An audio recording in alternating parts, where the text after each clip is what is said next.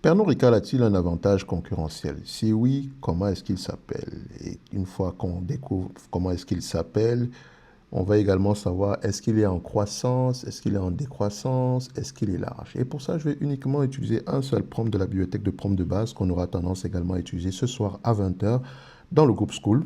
Notamment, on va analyser Amazon de A à Z afin de bâtir une thèse d'investissement au-delà des chiffres en posant les bonnes questions. Donc, tout le monde ici est invité, le lien en description de la vidéo. Alors, pour Pernod Ricard, c'est simple, je mets juste le ticker symbole dans le prompt et il mentionne ceci. On a deux sources d'avantages concurrentiels. Maintenant, on a Intangible Asset, Low Cost Production. En bas, il nous dira un tout peu, quand on va aller un petit peu plus bas, il nous dira pourquoi est-ce qu'il a choisi ces deux éléments-là. Et pour moi, je peux dire voir ici aujourd'hui que, enfin, je sais que c'est à ce niveau-là que va se situer l'avantage concurrentiel dans ce type de secteur d'activité. Donc, si on me parle ici de switching cost, ça n'existe presque pas. Si on me parle ici d'effet de réseau, ça n'existe presque pas du tout. OK? Maintenant, concernant la taille et la direction, à ce niveau-là, je dis toujours une chose. À vous d'émettre la critique, le jugement qui sied par rapport à votre compréhension du business en date d'aujourd'hui. Donc, Pernod, c'est pour ça qu'il faut regarder les avantages concurrentiels primaires, donc les sources d'avantages concurrentiels primaires ici, et se poser la question de savoir est-ce qu'ils sont en train de se renforcer ou bien est-ce qu'ils sont en train est-ce qu'ils sont en déclin? Si oui, pourquoi? Si non, pourquoi? OK?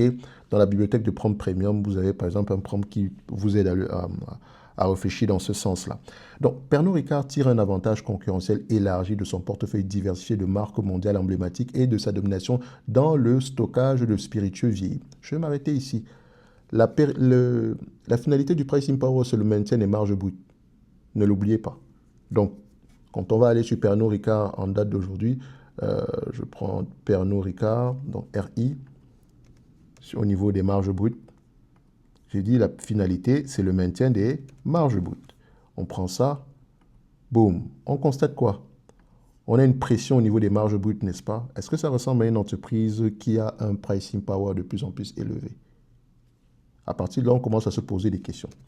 EBITDA, en margin, l'EBITDA est plutôt stable. Donc, la marge brute diminue, mais on arrive à faire des économies au niveau des dépenses opérationnelles. On n'est pas encore au niveau de l'analyse quantitative, mais je commence déjà à constater. Imaginez dans un monde où on avait gardé des marges de 62%, donc 4 points de plus que ce qu'on a présentement. On aurait eu une marge EBITDA un peu plus élevée que ça. Mais également, ça dépend du mix produit. Attention. Et là, il y a un terme qui ne devrait pas vous échapper, spiritueux vieillis. Parce qu'il y a plusieurs types de spiritueux. Okay? Mais les spiritueux vieillis ont un avantage structurel. Vous ne pouvez pas vendre un 10 ans d'âge en 2 ans. Enfin, sans le vieillir pendant 10 ans. Vous ne pouvez pas avoir un 50 ans d'âge sans le vieillir pendant 50 ans. Donc, plus ça vieillit, plus ça prend de la valeur. Plus vous pouvez imposer un pricing power. Et généralement, il y a des appellations contrôlées. Parfois, dans ces zones-là, il n'y a peut-être pas de terrain pour pouvoir... il n'y a peut-être plus de zones disponibles d'exploitation. Donc, ce sont des mots très particuliers et c'est ça qui va avoir tendance à, pas écarter, mais identifier précisément dans les rapports de Pernod Ricard, enfin, s'il le donne ici. Donc, je continue avec ce modèle d'affaires, bien que soumis à des pressions cycliques aux États-Unis et en Chine au premier semestre de l'exercice fiscal 2026, maintient une rentabilité opérationnelle de 25,66% nettement supérieure à la moyenne du secteur des boissons. Ça, c'est également une bonne chose parce que quand bien même un secteur est en difficulté, un peu comme dans le secteur du luxe, vous prenez toutes les entreprises dans le même secteur qui subissent à peu près le même type de pression, vous allez remarquer qu'il y a certaines qui souffrent moins que d'autres. Ça veut dire qu'ils font quelque chose d'extraordinaire. Et votre rôle maintenant, c'est d'aller déterminer c'est quoi cet élément extraordinaire-là, est-ce qu'il est facilement réplicable? OK? Donc, au niveau du switching cost, pourquoi est-ce qu'on n'en a pas? Tout simplement parce qu'un consommateur de boissons alcoolisées n'a aucun coût financier contractuel ou de transition pour passer d'une marque de whisky, de vodka ou de cognac à une autre. On est d'accord? Donc l'achat de spiritueux s'appuie sur la préférence individuelle instantanée et les occasions sociales, ce qui élimine toute contrainte technique de captivité. Même si Pernod Ricard tente de sécuriser des débouchés en amont par des contrats avec les réseaux de distribution, l'utilisateur final reste libre d'essayer des marques indépendantes ou des catégories de boissons alternatives sans aucune friction matérielle de sortie. On est d'accord? Boum. Ensuite, L'avantage concurrentiel établi va se situer ici, prioritaire, va se situer au niveau de l'intangible par rapport à la marque. Pernod Ricard possède un portefeuille d'actifs intangibles qui constitue le cœur de son avantage concurrentiel. Et pas juste la marque, hein, attention. La société détient plus de 240 marques distribuées dans 160 pays, dont les icônes mondiales comme Jameson, Absolute, Chivas Regal, Ballantine ou bien Martell. Ces marques bénéficient d'une résonance émotionnelle, d'un héritage historique qui permettent à l'entreprise d'appliquer des prix premium. Même en période d'inflation, des intrants ou de baisse temporaire des volumes, la force de ce portefeuille préserve un pouvoir de fixation des prix élevé, évitant au groupe d'avoir recours à des remises destructives de valeur. À ce niveau-ci, et ça c'est mon avis, hein, je pense qu'il y a un élément qu'on aurait pu rajouter. L'intangible également provient des zones de production. Quand je dis zone de production, c'est, par exemple, je prends un exemple tout bête, hein, pour s'appeler Champagne, il faut être dans une zone en particulier, n'est-ce pas? Le whisky écossais, sans doute, il faut être dans une zone en particulier. Comme je le mentionnais tantôt un peu plus loin, ce sont également des intangibles. Et quelqu'un qui veut investir dans Pernod Ricard devait peut-être travailler dessus parce que c'est l'un des plus gros avantages. Peut-être très souvent, on cite les marques, oui, je suis d'accord, mais toutes les marques ne se valent pas. Comme je l'ai dit, les whiskies vieillis ou ce genre de choses-là, les bourbons ou je ne sais pas quoi, ces éléments-là commandent un pricing plus élevé parce que pour pouvoir arriver à maturation, ça prend du temps. Et donc, ça va généralement coûter un peu plus cher pour pouvoir déguster un vin ou un whisky bien vieilli, etc., dans des conditions optimales, etc. Bref, vous connaissez la chanson. On continue ici. L'effet de réseau, non. Il n'existe pas d'effet de réseau matériel ou systématique dans la consommation de spiritueux. L'achat de champagne, Perrier, Jouet ou vodka Absolute par un nouvel utilisateur n'apporte aucune valeur d'usage supplémentaire aux consommateurs existants. Le réseau logistique et distribution internationale de Pernod Ricard constitue un atout d'échelle, mais il ne s'apparente pas à un écosystème de réseau auto-renforcé ou bilatéral où la valeur croît de manière exponentielle avec le nombre de nœuds. Alors ici, le réseau logistique est intéressant. Et ça me rappelle, il y a une émission sur Pernod Ricard. Laissez-moi retrouver ça ici. Je pense que c'est Pernod Ricard, Pernod Ricard podcast. Je vais retrouver l'émission. Donnez-moi juste un instant. Je sais qu'il y avait un podcast qui en avait parlé ici. Le podcast s'appelle soit Acquire, voilà, Business Breakdown. Ok, vous allez dessus. C'est Business Breakdown. Voilà. Ok, mettre ça comme ça. Voilà, c'est ce podcast-ci. Pernod. Très belle émission en anglais, malheureusement. Peut-être qu'il y a une transcription ici, mais franchement, je pense que c'est même sur YouTube. Ils ont vraiment expliqué le business de manière très simple en profondeur. Ok, ce qui compte réellement, on n'a pas parlé de chiffres ici ou de quoi que ce soit. Non. Comme je dis toujours, hein, le stock picking, ce n'est pas une affaire de chiffres. Les chiffres, c'est bien, mais les chiffres ici représentent la qualité du business sous-jacent. Et quand une opportunité d'investissement se présente, comme ici, paraît se présenter à nous, comme ici, ce qui nous intéresse avant tout, c'est de comprendre comment ce business-là fonctionne. Si on comprend comment est-ce qu'il fonctionne, on pourra comprendre également comment est-ce qu'il peut se défendre par rapport à la situation actuelle. Donc, ça passe par la compréhension de l'industrie ainsi que par rapport à ce que l'entreprise fait elle-même, l'entreprise fait elle par rapport à ses clients, par rapport à ses concurrents, par rapport à ses fournisseurs. Ok, passer plus de temps à comprendre plutôt qu'à regarder un chiffre et dire que okay, c'est 8 fois les bénéfices, c'est 12 fois les bénéfices, c'est sous-évalué. Qui ne vous dit pas que les bénéfices vont continuer à baisser? Vous n'en savez rien.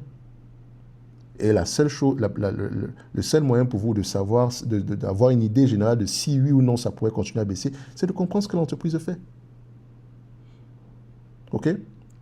Donc, je continue ici avec le prompt en question.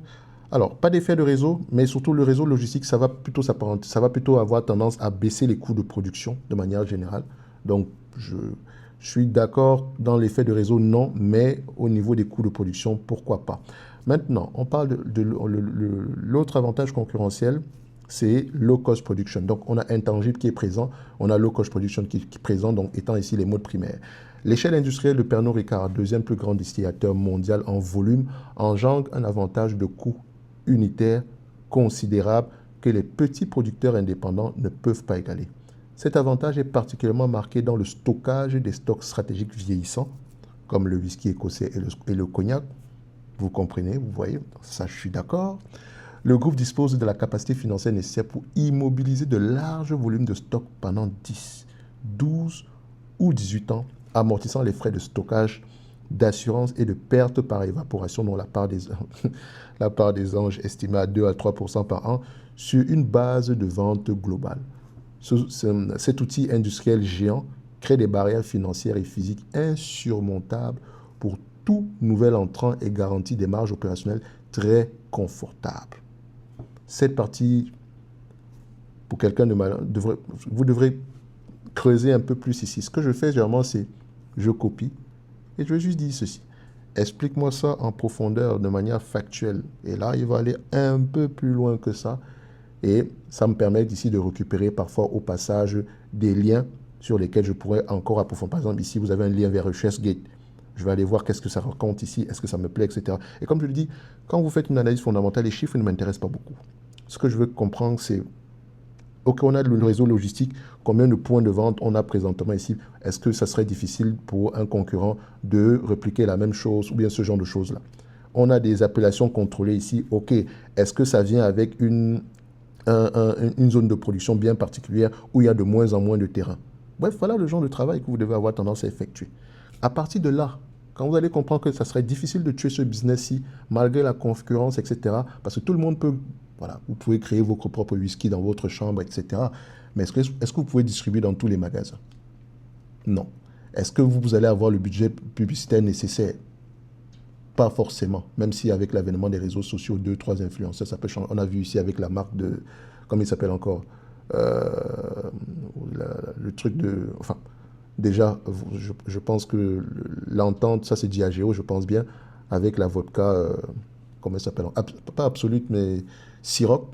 Après également, vous avez vu ça avec le truc de la marque de, le gars de l'UFC là, Conor McGregor, un truc, voilà, un whisky, voilà, lambda, qu'il a vendu à plusieurs millions ici, notamment parce que, voilà, il faisait de la publicité matin, midi, soir. Donc, globalement, ça peut fonctionner. Ça peut fonctionner. Mais est-ce que ça va pouvoir être... Est-ce que cette marque-là va commander un premium de manière générale pendant une durée de vie très longue? Ça, c'est autre chose. Maintenant, tu vas me dire aujourd'hui que oui, mais les ventes ralentissent, etc. Ça, c'est un autre problème. C'est dû ici à plusieurs autres éléments qui ne sont pas forcément liés à l'entreprise en particulier. Et comme dans tous les business sont cycliques de manière générale et les cycles sont différents, durent parfois les cycles par rapport, le cycle présent par rapport au cycle précédent est peut-être plus prononcé, etc. Mais ça va toujours redémarrer parce qu'il y a une croissance, il y a une consommation mondiale d'alcool moyenne. D'aucuns diront ici que on consomme de moins en moins. Ça dépend de l'âge. Les gens ont peut-être moins d'argent aujourd'hui, ils consomment bien quelque chose, mais peut-être pas de l'alcool, ou bien les goûts ont changé, et même si on s'adapte également. De toutes les façons, vous voyez que c'est un business qui fait du business, enfin, qui dépend énormément des goûts des consommateurs. Et moi, déjà, je n'aime pas ce type d'entreprise-là. OK? Donc, c'est généralement à prendre avec des pincettes. Donc, en termes de conco-positionnement, on en a réellement plein ici, hein, ça c'est sûr et certain. Et quels sont les risques qu'on peut rencontrer ici? C'est au niveau de la sensibilité cyclique de la consommation premium et l'exposition aux tensions douanières ou géopolitiques mondiales constituent des risques prédominants. Ça, ce sont des éléments qu'on ne contrôle pas. OK? On n'a pas dit, donc au premier semestre, ici on parle ici de la baisse, enfin pour justifier cela, etc. Et la rivalité demeure très intense avec le leader mondial Diageo, qui bénéficie d'une taille globale légèrement supérieure. Diageo, avec qui il y a un partenariat, avec qui LVMH a un partenariat, donc qui bénéficie ici d'une taille globale légèrement supérieure, et des acteurs spécialisés comme Rémy Cointreau, Brown-Forman, etc. Quand on me cite les concurrents, moi j'aime bien aller voir à quoi ça ressemble. Brown-Forman, je pense qu'il y avait il y a quelque temps ici, il y avait une rumeur de rachat de Brown-Forman par Pernod Ricard. Brown-Forman a 2 marques, parce que je pense que c'est Jack Daniel. En fait, ils ont une seule marque, Jack Daniel. Le reste, c'est juste en complément. OK? Et vous voyez ici Brown-Forman. Ce sont des trucs, ce sont des éléments, ce sont des business qui ont tendance à s'échanger à des niveaux de multiples très élevés pendant très, très longtemps. Là, on revient juste sur Terre. On revient juste à la normale. Ça, c'est Brown Forman. Je prends DO, ticker symbole, c'est pour DAGO. Alors, vous voyez, on revient juste à la normale. Je prends STZ, Constellation Brands. Également, c'est plus d'aller dans les bières et vins, etc.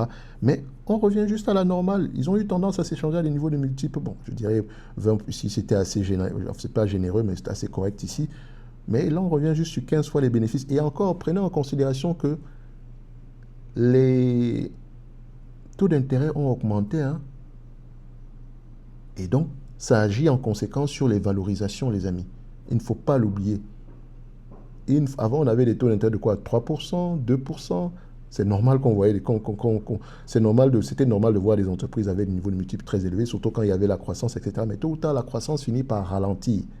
Et quand la croissance se ralentit, techniquement, il vaut mieux généralement acheter un business à un prix qui n'implique pas énormément de croissance. Donc, on est juste revenu à la normale. Et Rémi Cointreau, je me pose sur la question de savoir pourquoi est-ce qu'elle ne se fait pas racheter. Rémi Cointreau, c'est le bilan de Rémi, c'est surtout le book value de Rémi Cointreau qui peut être très, très, très intéressant. Parce que je pense qu'ils sont majoritairement dans dans le type de whisky vieilli ou ce genre de choses-là. Mais on revient juste sur terre. Je ne sais même pas comment cette compagnie fait pour payer le dividende chaque année. Parce que vraiment, ça également, ça c'est une autre histoire. Donc quand on parle du Pernod Ricard, on est juste revenu sur terre. OK? La période après pandémie, etc. Si on regarde bien, avant la pandémie, aux alentours de, voilà, on est presque au même niveau, hein, 5,45 $ par action par là, on peut rester à ces niveaux-là. 15 fois les bénéfices ou 20 fois les bénéfices, dépendamment de ton optimisme et de ton pessimisme.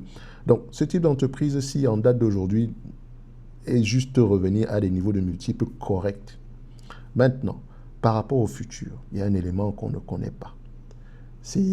Généralement, c'est pour ça qu'il faut faire attention aux business qui dépendent des goûts des consommateurs. Moi, je ne vais pas me projeter plus loin, parce que quand on était en 2023, les attentes étaient très très élevées. Comme vous pouvez le voir ici, enfin, je ne sais pas si on va retrouver cette partie-là, mais vous voyez ici que, on n'a pas les informations de 2023 ici, mais vous voyez qu'il y a un an, les attentes de 2028 étaient de 7,38 €. Aujourd'hui, c'est 6,05 €. Rien ne dit ici que ça ne va pas descendre plus bas que ça, ou bien ça ne va pas monter plus haut que ça. Ok, le cycle peut se retourner, le déstockage, etc. Bref, on espère que ça va se retourner. Donc, pour quelqu'un qui va investir ici, comment est-ce que moi je vois les choses? Tu te mets dans ce positionnement-ci. 1.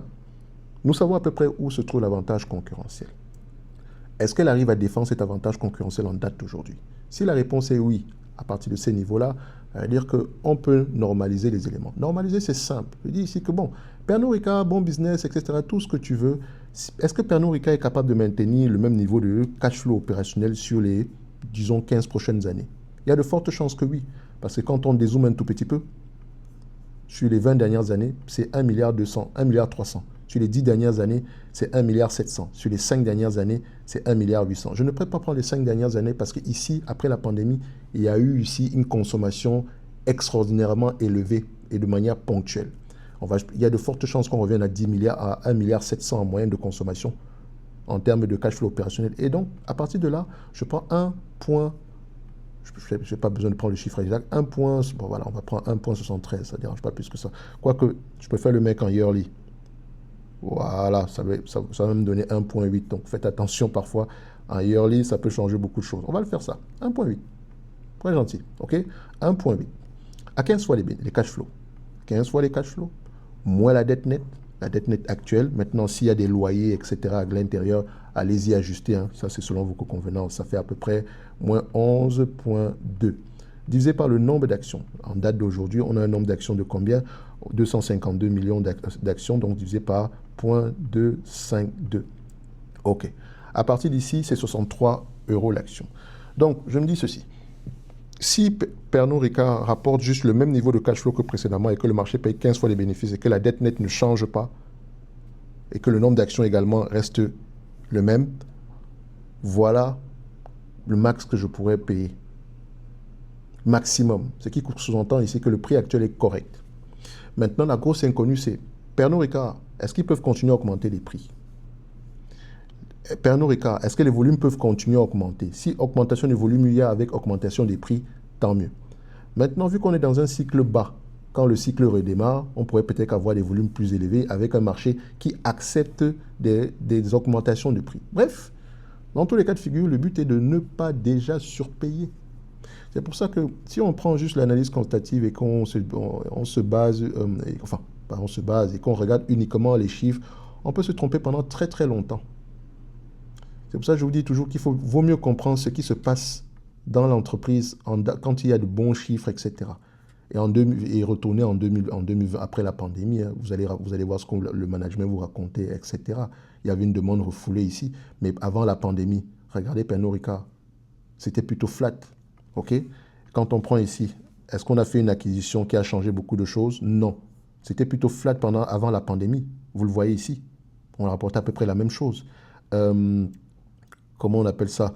En termes de PER, le marché payait combien de fois les bénéfices avec ce type d'entreprise-là quand c'était flat? Regardez ici, cette période. Donc, il payait à peu près 25 fois les bénéfices pour une entreprise qui n'a pas vraiment de croissance. Vous pensez que c'est normal? Bon, ce sont les spiritueux, on va tout boire, l'alcool c'est addictif, machin, truc, etc. Oui, je comprends. Mais il faut vous dire une chose, c'est que là, on revient juste à une période de 15 fois les bénéfices. C'est le multiple de valorisation qui est correct aujourd'hui. 15 et 20 fois les bénéfices même, je pourrais dire, la marge supérieure, c'est 20 fois les bénéfices. Pour une croissance pareille, parce qu'elle a un pricing power. Faut pas le nier. La marge brute est peut-être sous pression, etc. ici, mais sous pression par rapport à quoi tu ne peux pas tirer cette conclusion-là si tu ne vas pas étudier les marges brutes en profondeur. Mais les marges EBITDA arrivent à se maintenir. Elles ont même eu tendance à augmenter. Ça montre qu'il y a quelque chose d'intéressant dans cette compagnie. OK? Donc, pour moi, en date d'aujourd'hui, je ne mettrai pas plus que 15 fois les bénéfices. C'est vrai qu'on est tenté à payer des multiples plus élevés. Tant mieux si le marché paye plus que ça. Mais votre premier rôle ici, c'est de ne pas payer d'argent. Et au prix actuel, il y a de fortes chances qu'on n'en perde pas énormément. OK? Maintenant, passons aux dividendes. Et ça, c'est un problème pour moi. Cette compagnie ne doit pas payer. Je ne sais pas pourquoi.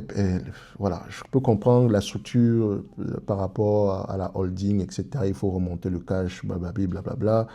Mais s'endetter pour payer un dividende, moi, je ne comprends pas ça. Un an, ok. Mais ils l'ont fait en 2024, en 2025, en 2026. Et là, on nous dit qu'en 2027, on aura à peu près du free cash flow positif, etc. Mais attention, les attentes de 2027, ils ont également diminué. Donc peut-être que le free cash flow sera... Voilà, on espère un retournement, mais je pense que ce free cash flow devrait être... Ce dividende devrait être réduit. Ça, c'est mon avis. Je ne vous dis pas qu'ils vont le couper, parce que techniquement, elle peut encore s'endetter un tout petit peu. Hein. En termes de free cash flow, globalement, ici, on a combien on a à peu près 1 milliard. Ah non, c'est bon là. Si on a 1 milliard 100, si on fait ça fois 10, on est à la limite. En termes de dette nette, je pense qu'en termes de volume de dette nette, je pense pour moi, c'est la limite là. Je n'aimerais pas que la dette nette continue à augmenter parce que ça va, si les free cash flow n'augmentent pas. Donc, si vous êtes là pour le dividende, divisez-le d'abord par 2. OK? Divisez-le par 2. Je ne dis pas qu'ils vont le diviser par 2. Ça, c'est eux qui gèrent la compagnie. Mais moi, ça me met mal à l'aise. J'aurais même préféré qu'au prix actuel, que le rachat d'actions soit plutôt un peu plus prononcé. OK? Mais n'empêche que ça reste une bonne boîte. Au niveau des intendus, je pense qu'il y a beaucoup de choses à apprendre. Au niveau du low cost production, il y a beaucoup de choses à apprendre également pour ceux qui veulent creuser un peu plus loin que ça. Parce qu'une fois que vous arrivez à identifier l'avantage concurrentiel et à le comprendre, comment est-ce qu'il est mis en pratique et comment est-ce qu'il est protégé par rapport aux concurrents, mes amis, vous dormez tranquille la nuit. Les tarifs douaniers, etc. On sait que on peut juste augmenter les prix, surtout si on a des marques fortes.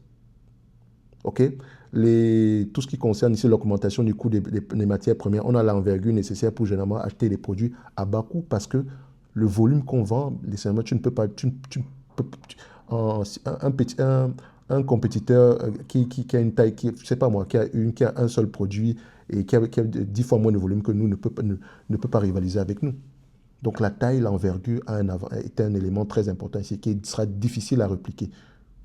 Donc, Pernod Ricard, et ça sera la même chose quand vous allez regarder, vous le savez déjà, avec toutes les compagnies dans ce secteur d'activité. Par exemple, si je demande pour Rémy Cointreau, peut-être Rémy Cointreau n'a pas de réseau de distribution, ils n'ont peut-être pas de low cost production, mais ils ont des marques intangibles, j'ai bien dit peut-être. Faites attention. Donc, on peut également regarder sur Pernod Ricard les actifs tangibles. Et dans les actifs tangibles ici, ils seront négatifs. Mais je pense que la valeur des actifs de Pernod est bien plus élevée que ça. Ouais. Donc, quelqu'un peut se lever un matin et dire, OK, je veux regarder toutes les propriétés appartenant à Pernod Ricard et je vais aller regarder sur le marché les dernières transactions, combien est-ce que ça vaut en date d'aujourd'hui. Peut-être qu'on va se retrouver avec un bilan qui est peut-être 2 fois plus élevé que le prix de l'action actuelle. Oui, c'est possible. Moi, je ne vous ai pas dit que c'est ça, c'est littéralement possible. Donc, le bilan à étudier et à étudier ici. Et parfois, on a même tendance à négliger le bilan parce que le bilan est très important à aller regarder. Surtout, ça vous permet parfois de voir à peu près à quel niveau ça pourrait être amorti pour vous. Enfin, quel est le coussin de sécurité que vous aurez généralement, que vous pourrez avoir généralement, un peu comme quand on va dans les secteurs ici, et on va les étudier, hein, les compagnies dans le secteur ici du pétrole et du gaz, etc. Quoique à ce niveau-là, ce sera généralement le low-cost production, très souvent.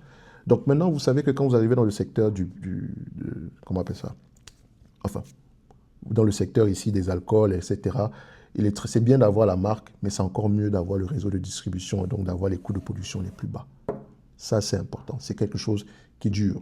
Parce que la marque, parfois, le prix, les goûts des consommateurs peuvent changer, la période économique. Enfin, la conjoncture économique également peut avoir un impact parfois, mais globalement, au niveau de la marque, ça va dépendre de comment est-ce qu'on fabrique ce produit-là. Si ce produit-là nécessite énormément de process et que c'est difficile à répliquer pour d'autres personnes, un peu comme avec des alcools vieillis, bah, vous comprenez qu'il y a quelque chose de mieux que les autres. Par exemple, Rémy Cointreau, si vous l'avez eu à moins de 27, ceux qui l'ont eu à moins de 27 euros ici, bah, ils dorment sur leurs deux oreilles.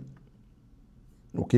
Ceux qui l'ont à moins de 27, ils sont là. Ils dorment sur leurs deux oreilles. Et peut-être que cette valeur est bien plus élevée que ça, parce que cette compagnie se concentre uniquement sur la qualité. Enfin, sur des alcools vieillis ou ce genre de choses-là. OK? Le problème qu'il y a eu avec la Chine, machin truc, ça c'est passager comme dans tout élément ici. OK? La qualité a tendance à se payer à des prix très élevés. On va le dire comme ça.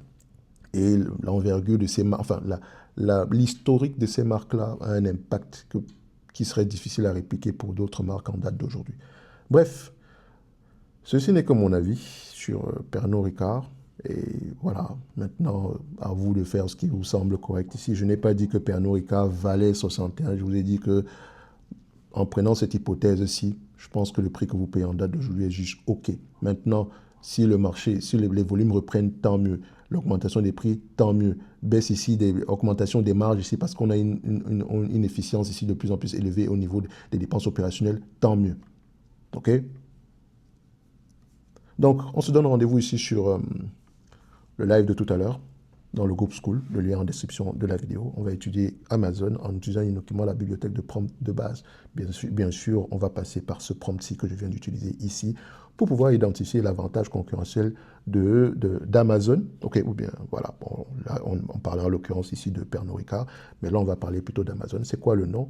Comment est-ce qu'il est mis en... Enfin, comment est-ce que selon nous, ce mot-là a tendance à s'étendre ou bien a tendance à ralentir? Bref, quelles sont les questions que je pose sur ces prompts-là pour avoir de plus en plus d'informations possibles? Parce que comme je l'ai dit, on discute avec un prompt. Comme je l'ai mentionné ici, j'aurais pu aller bien plus loin juste avec celui-ci en lui posant des questions supplémentaires. Parce que je ne suis pas juste là pour lire et dire que c'est bien. Non, je pose des questions. Et un élément ici, regardez, la rivalité demeure très intense avec le leader mondial Diageo qui bénéficie d'une taille, etc. OK. Rivalité ici sous-entend quoi? Est-ce qu'on a une guerre des prix? Parce que si on a une guerre des prix, Diageo fait à peu près, ils ont également la même envergure, ils ont également des alcools vieillis. Et si ils ont à peu près parfois les mêmes catégories d'alcool. Et si on s'en va dans une guerre des prix, est-ce que le pricing power est encore d'actualité? Est-ce que c'est bon pour le secteur d'activité? Chacune de ces entreprises ici a ses impératifs. Peut-être Diageo doit rembourser une énorme dette. Donc pour elle, peut-être qu'elle fera moins d'argent, mais si elle arrive à faire plus de volume, ça peut être bien pour elle. Voilà les questions.